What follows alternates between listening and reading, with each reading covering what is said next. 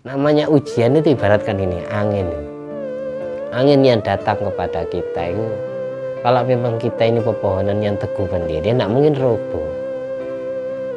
Barat angin lewat, semakin pohon itu tinggi, semakin anginnya tambah kencang. Semakin orang yang derajatnya tambah tinggi, coba sampean setiap hari istighfar, maka sebanyak istighfarmu akan banyak maksiat yang menghantuimu. Itu namanya ujian. Memang sengaja digitukan oleh Allah biar ngangkat derajat kita, biar hati kita tidak merasa soleh dengan istighfar kita, dengan ibadah kita, masih merasa bersalah terus kepada Allah. Maksiat yang membuahkan rasa rendah diri, hina, dan merasa butuh ampunan Allah itu lebih baik daripada ibadah taat tapi yang menyebabkan hati kita sombong, bangga dengan ibadah kita. Itu bahaya, belum tentu keterima ibadah. Nah, setiap kita terjemus jangan lupa istighfar.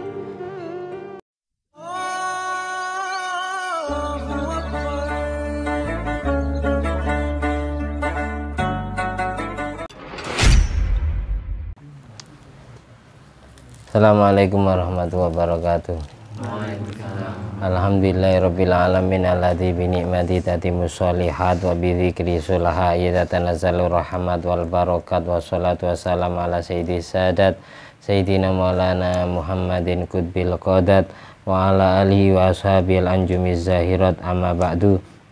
Allahumma sholli ala ruhi sayyidina Muhammadin fil arwah wa ala jasadi fil ajsad wa ala qabri fil kubur wa ala alihi wasallim. Rabbi syrah li sadri wa yassir li amri wa hlul 'uqdatam min lisani yafqahu qawli. Rabbi zidni ilma warzuqni fahma. Allahumma iftah alaina futuhal arifin waj'alna khalisatan liwajhikal karim. Allahumma arzuqna fahman nabiyyin wa ilhamal malaikatil muqarrabin. Allahumma nawwir qulubana binuri hidayatika kama nawwartal arda binuri syamsika.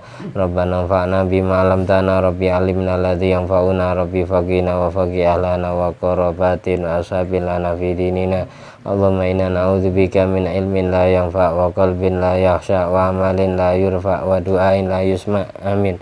Wa sallallahu ala sayyidina Muhammadin wa ala alihi wasallam. Alhamdulillahirabbil alamin. Kita meneruskan pembacaan kitab Nurul Iman, masih pembahasan Asmaul Husna sampai di Asmaul Husna ya Wadud kemarin. Bismillahirrahmanirrahim. An Abi Hurairah radhiyallahu ta'ala anhu an Rasulillah sallallahu alaihi wasallam qala inna lillahi ta'ala tis'atan wa tis'ina isman mi'atan illa wahidan man ahsaha dakhalal jannata. Rawahul Bukhari wa Muslim. Sesungguhnya Allah Subhanahu wa taala mempunyai 99 nama, jadi 100 kurang 1.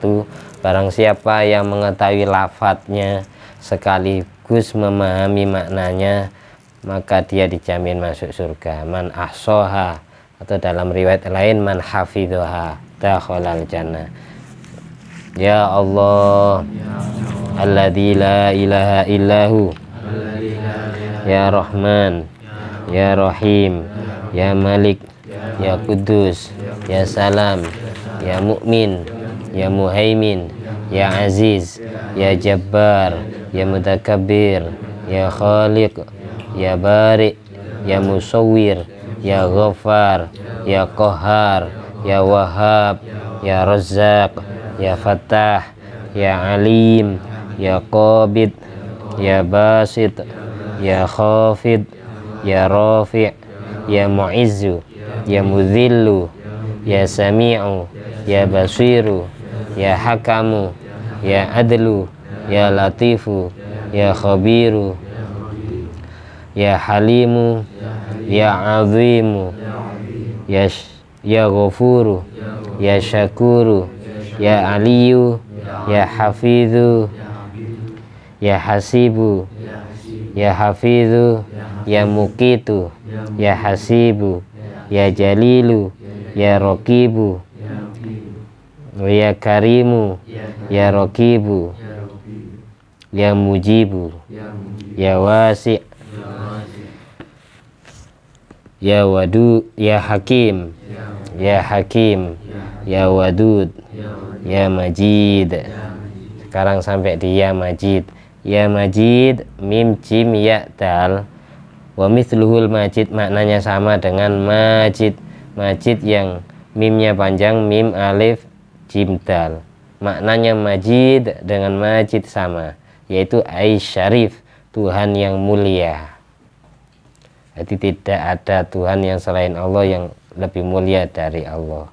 Tidak ada satu pun makhluknya yang menandingi kemuliaan Allah. Maksud posisi makhluk yang selalu bersanding dengan Allah cuma Rasulullah SAW. Setiap baca kalimat syahadat pasti disandingnya ada nama Rasulullah. Asyhadu alla ilaha illallah wa asyhadu anna Muhammadar Rasulullah. Berarti dari sekian makhluk yang ada, makhluk yang paling dekat dan yang paling dicintai Allah cuma Rasulullah SAW, Nabi kita Muhammad SAW. Makanya orang toriko kiai kita, ulama kita itu ngajari kita biasanya tidak diajari zikiran yang langsung mendekatkan diri kepada Allah, tapi sebelum baca la ilaha illallah, sebelum baca Al-Quran atau yang lainnya masih diselingi baca sholawat. Pasti semua bacaan zikiran yang ajaran wali, ajaran ulama-ulama salaf pasti ada sholawatnya, karena tanpa sholawat kita tidak sampai kepada Allah. Tanpa kanjeng Nabi kita tidak bisa mendekat kepada Allah. Makanya pasti dikasih sholawat. Kalimat syahadat itu ada dua, bukan Allah saja tapi Rasulullah. Orang hanya baca Al-Quran saja berarti ya syahadatnya cuma Allah. Orang hanya baca sholawat saja berarti syahadatnya cuma Rasulullah. Jadi duanya ibaratkan gembok sama kunci. Setiap ada gembok ada kunci, setiap ada rokok pasti ada korek api. Tidak bisa sendiri. Tidak mungkin Allah menciptakan gembok tanpa kunci. Tidak mungkin Allah menciptakan kunci tanpa gembok. Tidak ada rokok saja tanpa ada korek. Tidak ada korek, tidak ada gunanya kalau tidak ada yang mau dibakar. Sama seperti saling bertalian. Jadi beratkan Al-Quran itu gemboknya, sholawat itu kunci pembuka kebaikannya. Rumah itu pingin aman ya harus dikasih gembok. Kalau pingin buka pintu ya harus ada kuncinya, kayak gitu. Biar badan kita itu aman, jasmani rohani kita terjaga dari gangguan setan, dari rayuan hawa nafsu ya. Setiap hari Al-Quran, sholawat. Terus kenapa kok semua thariqah itu mengajari istighfar dulu sebelum sholawat, sebelum la ilaha illallah, sebelum baca Al-Quran? Karena itu namanya pembersihan. Sebelum nurnya Allah dan nurnya Nabi Muhammad masuk ke dalam jiwa raga kita, jiwa raga kita harus bersih dari kotoran dosa. Makanya diistighfari dulu. Astagfirullah, astagfirullah 100, baru sholawat, baru dijoki Nur Muhammad, baru zikir la ilaha illallah, dijoki cahaya Allah. Seperti itu. Kita lanjut.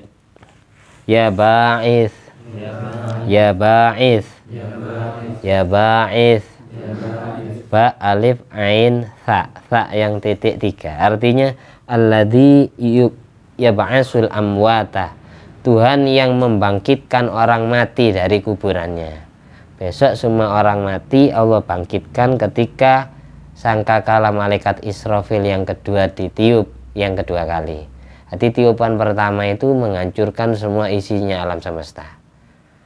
Tiupan yang kedua membangunkan ahli kubur. Jadi kita nafsi-nafsi pada saat itu, pakai kendaraan amal solehnya masing-masing. Jadi semua orang mati itu Allah bangkitkan dengan rahasia ismu Allah ya ba'is. Untuk apa dibangkitkan orang mati? Al-ayyuhihim lil hisab, dihidupkan untuk dihitung amalnya, untuk dimintai pertanggungjawaban. Wa ya ba'asur rusula li ibadi. Ada yang mengartikan ba'is itu Tuhan yang mengutus para rasulnya untuk berdakwah kepada hamba-hambanya Allah, liiqamatil hujjah alaihim, untuk membuktikan argumen atau bukti nyata atas kebesaran Allah. Ada yang mengartikan ya ba'is itu ya ba'asul arzak ad-dunyawiyah wal ukhrawiyah. Allah yang membangkitkan rizki-rizki yang sebangsa duniawi dan rizki-rizki ukhrawi. Besok orang yang bangun dari kubur itu semuanya haus. Semuanya haus. Dan pada saat itulah sebelum amalnya orang yang beriman, orang Islam ditimbang antara amal baik sama amal buruk, semua umat Islam diizini minum telaga kausarnya Rasulullah.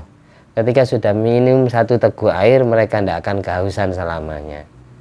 Baru setelah itu dihitung amalnya dan ditimbang.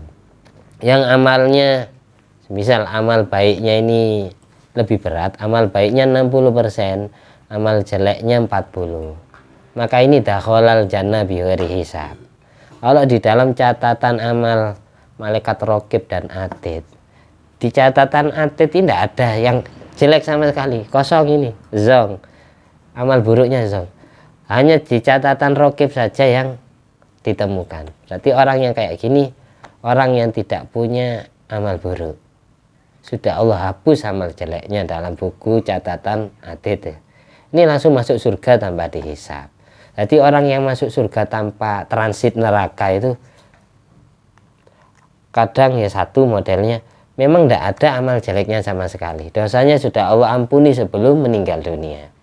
Kadang dosanya sudah dihabiskan dengan siksa kuburnya, sehingga bangun dari kubur sudah tuntas, tinggal membawa pahala saja. Ada itu para nabi, para wali, orang soleh, nah itu orang yang mati syahid bisa jadi. Atau sama-sama ditemukan catatan amal baik sama amal buruk, raqib ada, atid ada. Tapi setelah dikalkulasi, ditimbang, lebih banyak yang baik daripada yang buruk. 60% yang baik, 40% yang buruk. Ini tetap masuk surga tanpa dihisab. Karena kalau dibandingkan 60 kurangi 40, maka sisa 20 kebaikan. Berarti dosanya sudah habis.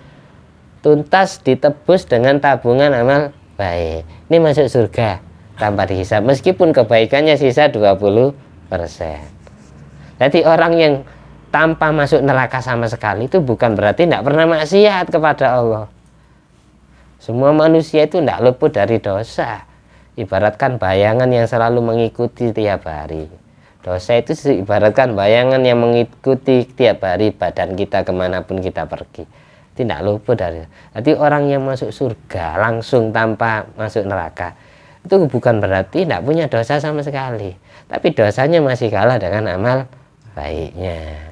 Atau memang tidak punya dosa, sudah tertebus sebelum mati, sudah Allah ampuni sebelum meninggal, atau sudah Allah ampuni dengan tahlilan-tahlilan yang dikirimkan oleh keluarganya, tetangganya, itu sudah lunas, sisa kuburnya dah. Yang kelas Abu Lahab saja setiap hari Senin tidak disiksa di kuburnya, yang jelas orang kafir, apalagi yang orang Islam kayak gitu. Butuh kita punya teman orang soleh, butuh. Besok ya ketika kita mati, mereka yang doakan kita, mereka yang mikulkan jasad kita ke kuburan kita, mereka yang memandikan dan menyolatkan kita, kan itu. Asli.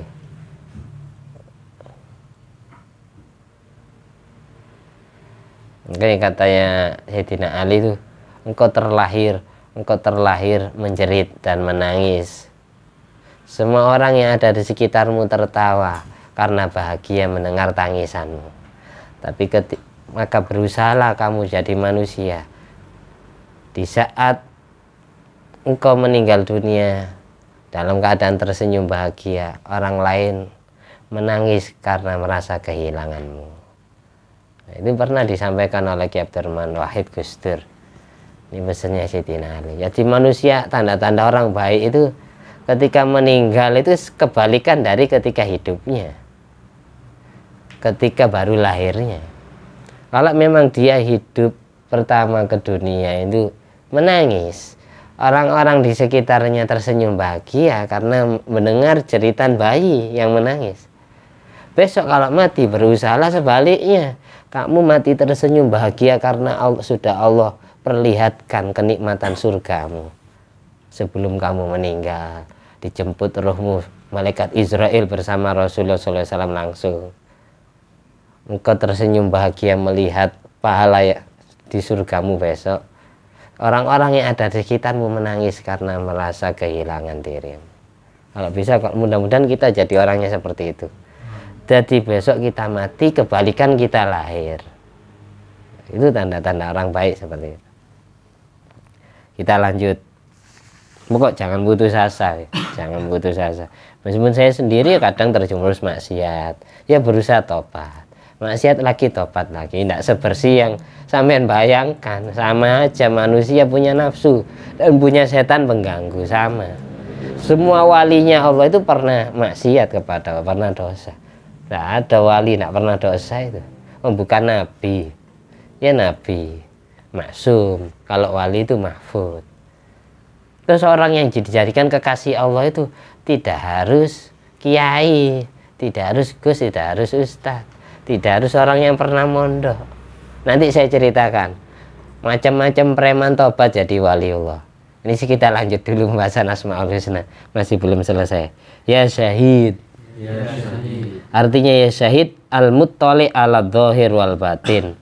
Jadi maknanya ya syahid, shin ha ya dal, itu sama seperti ya rokib. Ya rokib, ro kof ya ba.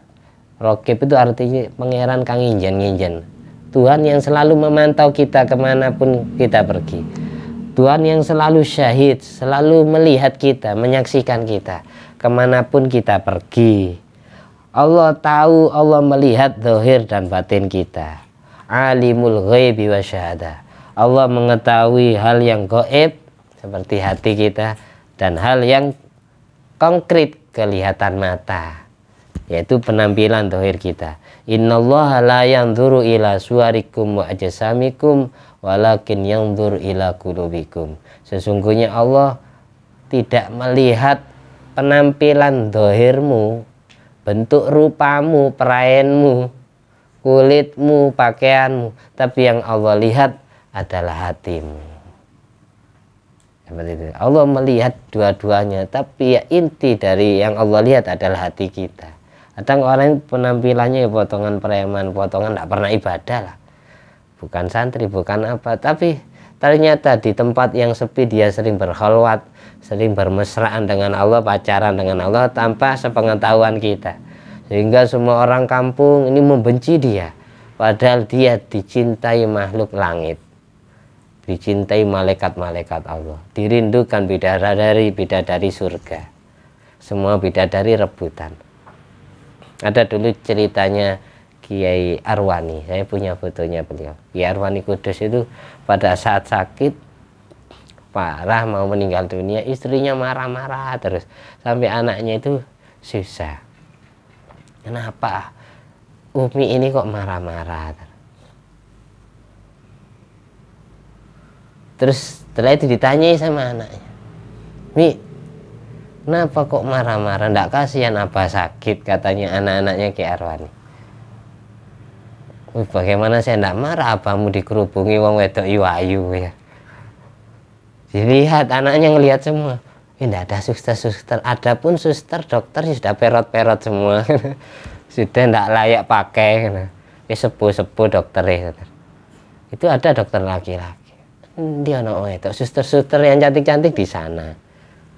Setelah itu sowan kepada salah seorang kekasih Allah, tiba-tiba langsung dikasef, langsung waliullah itu bilang gini kepada anak-anaknya Ki Arwani, ibumu itu luar biasa, subhanallah, Allah bukakan hijab mata batinnya, dia bisa melihat bidadari-bidadari surga yang ngerubungi abahmu. Setelah itu ditanyakan lagi ke ibunya setelah pulang dari wali tersebut, anak-anak, Bu, yang dimaksud wong wedok ayu kok iku abamu dikerubung bidadari surga. Makanya aku cemburu ya. Jadi marahnya itu karena cemburu kepada bidadari yang merindukan datangnya kekasih Allah ini. Ini sama istrinya juga waliullah ini, tidak mungkin orang biasa bisa melihat bidadari ketika di dunia itu, tidak mungkin. Berarti dari saking bersihnya hati, kayak gitu. Kita lanjut. Al-haqqu, ya haqqu, ya haqqu. Di antara asmaul husna ada yang ya haqqu, as-sabit alladzi la yaqbalu zawal azalan wala abadan. Artinya ya haqqu kalau dimaknai zahir, zat kang hak, zat kang bener. Yang dimaksud zat yang tidak menerima lenyap, sirna, binasa, mulai sejak dulu zaman azali sampai selamanya, sampai kehancuran alam semesta. Allah selalu tetap tidak sirna. Allah adalah wajibul wujud, Tuhan yang wajib wujudnya, itu namanya al-haq.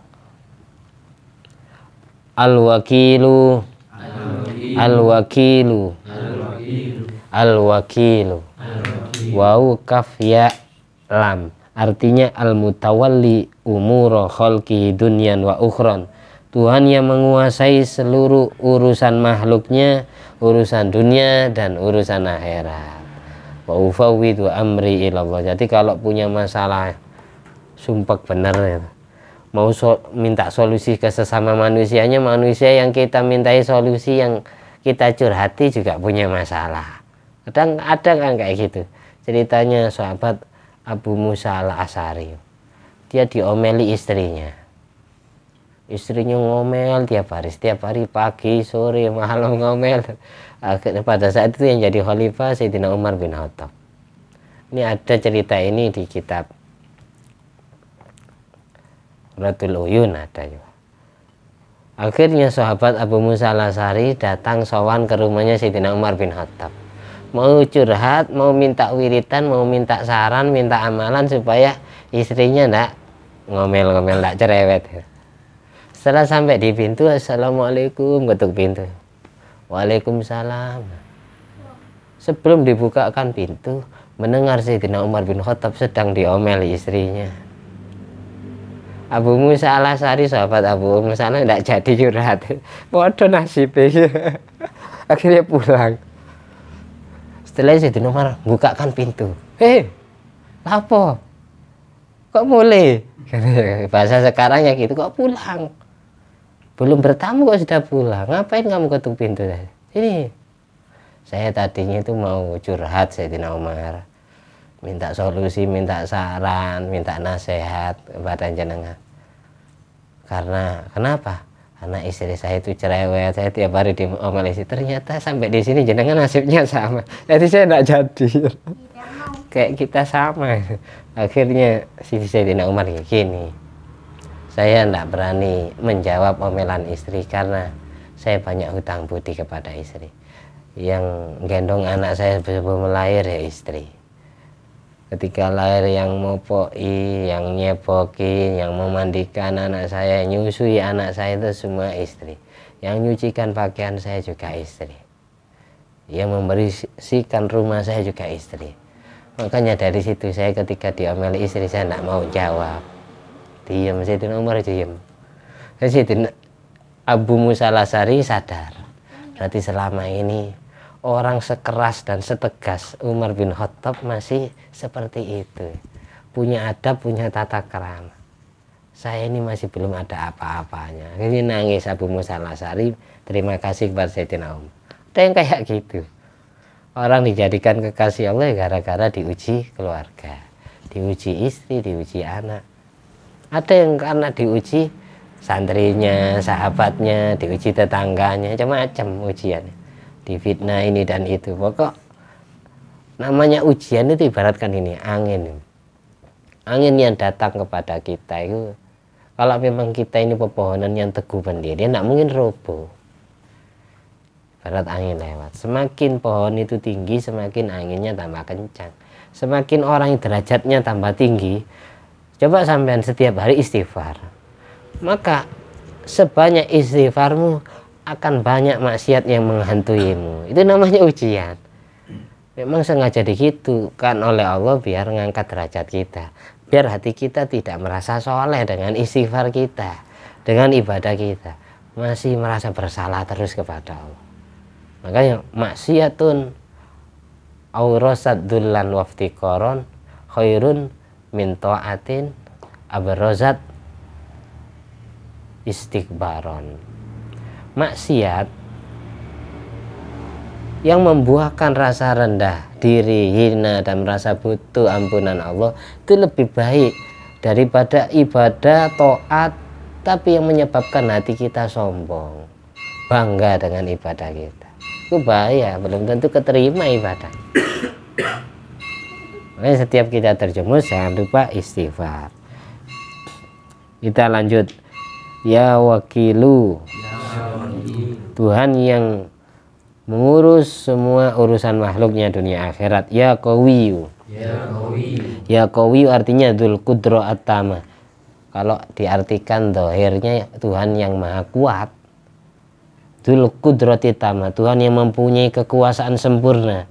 Allati yujad biha kullu syai'in, alladzi yujid biha kulla syai'in wa yu'dimuhu ala tabaqi muradi. Tuhan yang mewujudkan segala sesuatu dan mentiadakan segala sesuatu sesuai kehendaknya. Ya matinu, ya matinu, artinya hampir sama dengan ya qawiyu. Sohibul quwah al-azimah, Tuhan yang mempunyai kekuatan besar. Alladzi la tu'aradu, yang tidak bisa ditentang, yang tidak bisa ditandingi. Wala ya'tariya naqsun wala kholalun, yang tidak bisa terkontaminasi oleh sifat kurang seperti sakit dan sifat cacat seperti cacat kayak luka gitu. Makanya banyak orang dulu kalau ada orang yang santri itu, jadi ya qawiyamatin arahnya ya kuat segala-galanya, jangan diarahkan ke hubungan intim saja. Ada orang buat kuat hubungan intim wiritannya ya qawiyu ya matin, ya qawiyu ya matin, ada gitu. Biar kuat tahan lama, ada yang kayak gitu. Kalau memang dibuat wiritannya hatinya, jangan mulutnya. Sambil hubungan mulutnya zikir ya makruh. Jadi jangankan zikir, berkalam di pertengahan hubungan itu makruh hukumnya. Nanti tidak boleh ngobrol. Orang yang sering ngobrol di pertengahan hubungan maka menyebabkan anak, kalau di Quratul Uyun, menyebabkan anaknya bisu atau susah bicara. Jadi kalau hubungannya khusyuk, usahakan suami istri itu hatinya zikir, ingat Allah. Jangan ngobrol kurang gue juga baru lah jatuh.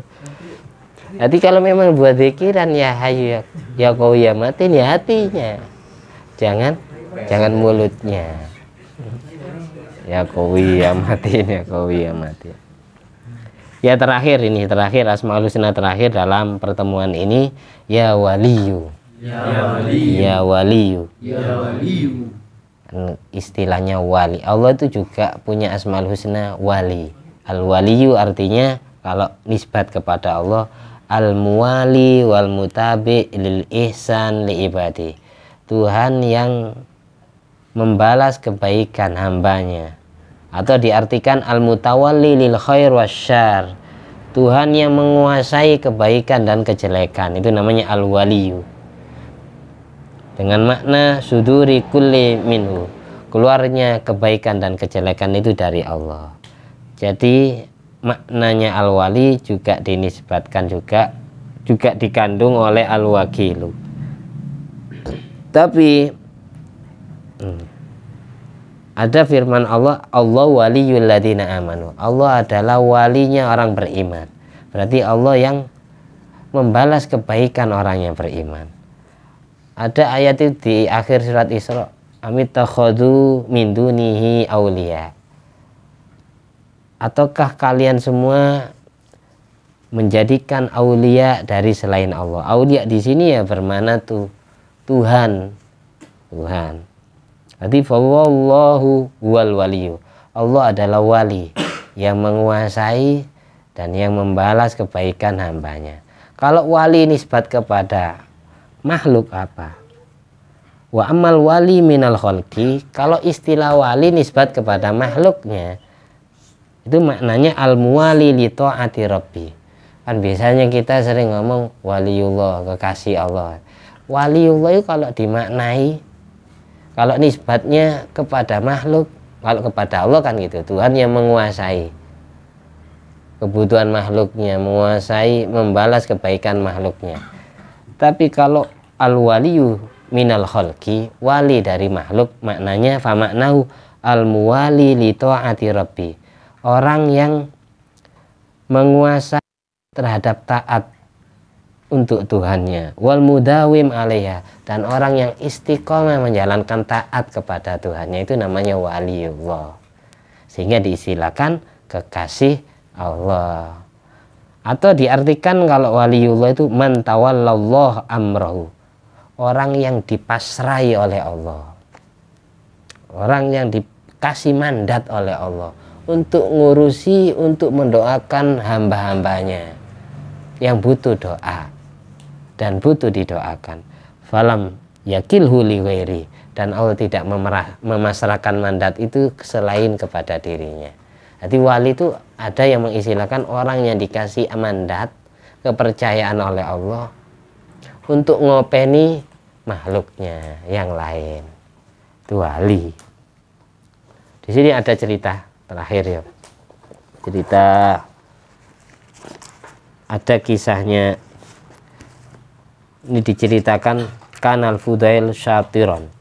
Di antara waliullah ada namanya Imam Fudail bin Iyad. Kanal Fudail Syatiron yaqta'ut tariqa bainal abrud wa sarkhas. Dulu Imam Fudail ini sebelum jadi kekasih Allah, sebelum jadi waliullah, beliau adalah seorang begal, seorang perampok yang biasa menguasai wilayah Abrud dan Sarkhos, sebuah wilayah di daerah Khurasan, Iran. Jadi dulu ada perampok begal yang namanya Fudail bin Iyad. Wa kana sababu taubatihi, yang menjadi faktor penyebab Imam Fudail bin Iyad ini bertobat, ini adalah annau asyiqa jariyatan, dia jatuh cinta kepada seorang gadis. Fabainama huwa yartakil jidar ilaiha, pada saat si Fudail bin Iyad ini nyelontang masuk, nyerobot masuk ke tembok rumah wanita yang dia cintai. Jadi dia punya niatan jelek, ingin memperkosa wanita. Setelah masuk ke dalam rumahnya wanita itu, sami'a qari'an yatlu qaulahu ta'ala alam ya'ni lilladzina amanu an takhsha'a qulubuhum li dzikrillah, surat Al-Hadid ayat 16. Ketika si Fudail bin Iyad masuk ke rumah gadis yang dia cintai, yang ingin disakiti, ingin dinodai itu, tiba-tiba ada suara, tapi dicari-cari tidak ada orangnya. Suara itu membaca ayat Quran, alam yakni lilladzina amanu an takhsha'a qulubuhum li dzikrillah. Apakah belum saatnya orang beriman mengkhusyukkan hatinya untuk berzikir, mengingat dan menyebut nama Allah?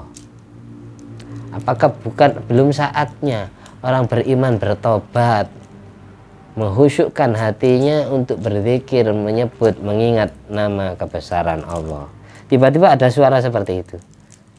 Faqala, akhirnya si Fudail bin Iyad bilang, ya Rob, wahai Tuhanku, qad ana, sekarang ini waktunya saya bertobat. Faraja'a fa'awahu ila khariba, akhirnya dia pulang dalam keadaan hampa. Faidan fihim rufqatun faqala ba'dum nartakhil wa qala qaumun hatta nusbih. Ketika Fudail bin Iyad ini pulang dari rumah gadis itu, ada rombongan banyak, karena Fudail bin Iyad itu terkenal bajingan kan, preman. Jadi orang-orang semuanya ngomong, ada Fudail bin Iyad, jangan lewat situ, ayo. Nggak jadi, semuanya orang ngomong kayak gitu. Ketika Fudail bin Iyad ada niatan ingin bertobat kepada Allah, banyak orang yang mengejek, banyak orang yang tetap menduga dia, mencurigai dia tetap jadi perampok. Semuanya takut kalau ada Fudail bin Iyad mau lewat di daerah itu, karena takut dijamret, dibegal. Ya semuanya gitu. Ayo kita jangan lewat situ, masih ada Fudail. Fa inna Fudailan ala tariq yaqta'u alaina. Dia takut begal kita, jamret kita. Akhirnya Imam Fudail fatabal Fudail wa ammanahum. Hanya Imam Fudail bertobat dan memberikan keamanan kepada mereka semua. Wa jawarul haram, hanya beliau hijrah ke tanah suci Mekah. Sampai wafat di Mekah sana. Ini cerita ini diambil dari kitab Risalah Al-Qushairiyah. Dulu ada preman tobat jadi wali besar, namanya Imam Fudail bin Iyad. Ada lagi cerita, jadi kita Allah itu ngangkat waliullah, tidak harus dia keturunan nabi, tidak harus dia keturunan wali, tidak harus di atasnya punya mbah waliullah atau orang tuanya waliullah. Tidak harus seperti itu, orang tuanya kiai Gusnar. Kadang Allah mengangkat kekasih-kekasih Allah ya dari kalangan orang biasa yang tidak punya nasab baik sama sekali. Ketika Allah sudah berkehendak jadi baik ya bersih, pasti diberi jalan taubat. Karena sababu taubati Bishr al-Hafi. Dulu juga ada seorang preman namanya Bishr al-Hafi. Dijuluki al-Hafi karena kemana-mana tidak pakai sandal. Al-Hafi itu artinya secara bahasa Arab, kalau diterjemah bahasa Indonesia, orang yang ngosot, orang yang nyeker, orang yang tidak pakai sandal. Makanya dijuluki Bishr al-Hafi. Bishr al-Hafi ini annau asaba fit tariq ghidatan maktuban fiha ismullahi azza wajal qad wati'ahal aqdam. Suatu saat ketika Bishr al-Hafi ini habis selesai dari kerja malingnya, kerja bajingnya, dia di jalan menemukan ada kertas yang bertuliskan nama Allah, kaligrafi yang bertuliskan nama Allah yang diinjak-injak oleh kaki manusia. Ini ketepatan pas kita bahas Asmaul Husna. Ini ada kaligrafi Asmaul Husna yang diinjak-injak oleh orang. Fa akhadhaha washtara bidirhamin kana ma'u ghaliyatan. Akhirnya ini punya siapa ini? Kaligrafi ini punya saya. Dibeli sama Bishr al-Hafi. Setelah dibeli dibawa pulang fatoyya babihal kagidah. Lalu kaligrafi ini, kertas yang bertuliskan nama Allah ini dikasih wangi-wangian, diharumkan. Kaligrafi Asmaul Husna ini diharumkan oleh Imam Bishr al-Hafi. Wa ja'ala fi syikki haidin, lalu dipasang di tembok rumahnya. Setelah diharumkan dipasang di tembok rumahnya. Faro'a fima yaron naim ka'anna qailan yakullahu. Kemudian setelah itu karena dia kecapean, dia tertidur. Dalam tidurnya mimpi ketemu Allah. Bishr al-Hafi mimpi ketemu Allah. Lalu dia dibilangi gini, ya Bishr, wahai Bishr, thayyab tasmi, engkau sudah mengharumkan namaku, engkau sudah membikin harum Asmaul Husnaku. La utayyiban nasmaka fid dunya wal akhirah, sungguh aku akan membikin harum namamu di dunia dan di akhirat. Cerita dua ulama besar, wali besar mantan preman ini dikutip dari kitab Risalatul Qushairiyah halaman 404. Itu ada wali preman tobat jadi wali itu banyak. Dan lagi kalau saya ceritakan tidak cukup, bisa jadi 1 jam. Ya baru protes. Mudah-mudahan inda dzikri sholihin tatanazalur rahmat wal barakat. Ketika cerita orang soleh disebutkan, pasti rahmat kasih sayang Allah turun menyelimuti kita. Barokah beliau-beliau, kita juga suatu saat akan jadi kekasih Allah. Kalau enggak kita yang jadi kekasih, pasti istri kita atau anak kita, keturunan kita yang jadi wali Allah. Seperti itu pasti itu. Amin ya rabbal alamin. Mudah-mudahan bermanfaat, dapat kita amalkan dalam kehidupan sehari-hari, dan di dalam jiwa raga kita terselimuti nama-nama mulia, nama-nama agung kebesaran Allah. Biniyati liridha ilahi ta'ala wa li syafaati Nabi Muhammadin sallallahu alaihi wasallam. Amin. Bisri asraril fatihah ila hadratin Nabi Muhammad sallallahu alaihi wasallam. A'udzubillahi minasyaitonir rajim. Bismillahirrahmanirrahim. Alhamdulillahirabbil alamin. Ya kan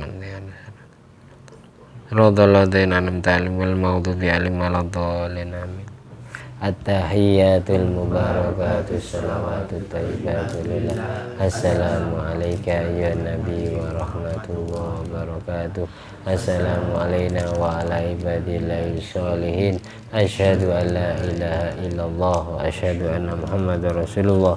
Allahumma sholli ala sayyidina Muhammad wa ala ali sayyidina Muhammad kama shallaita ala sayyidina Ibrahim wa ala ali sayyidina Ibrahim wa barik ala sayyidina Muhammad wa ala ali sayyidina Muhammad kama barakta ala sayyidina Ibrahim wa ala ali sayyidina Ibrahim fil alamin innaka Hamidum Majid.